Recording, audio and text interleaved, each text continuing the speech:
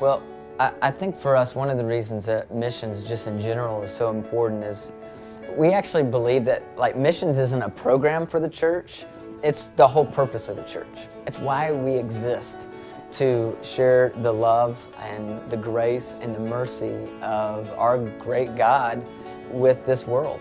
And so we work really hard to create those kind of moments and those experiences, because the reality is in our culture, it's just so easy to get caught up and you forget. And we forget how blessed we are. We forget how rich we are. You know, that if we own a car, we're in the top 6% of wealth in this world. If we own a house, we're in the top 3% of wealth in this world. So most of us as Americans, we're filthy rich. And I think we have a responsibility as a church to remind people of that, and then give them opportunities to respond to that. So Jesus would often say, go and do likewise. And so we try to create these go and do likewise type moments. And so today, as we challenge our people to give the very shoes that they were wearing, that's a go and do likewise kind of moment. We know that they could go home and clear out dozens and dozens of pairs of shoes that they don't wear. And we're still going to challenge them to do that.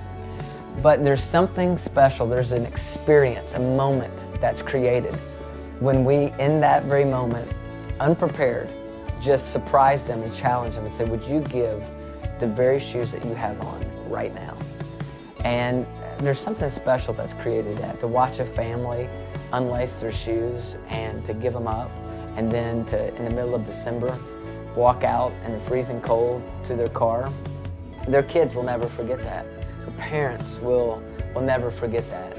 And our prayer is that they'll always remember that moment, and that it'll just be locked into their memories for a lifetime, that we're blessed and we're lucky. And the longest period of time that we ever had to go shoeless was a 2-minute walk to our car at church, when there's 300 million people, kids in this world, that every day have to live without shoes.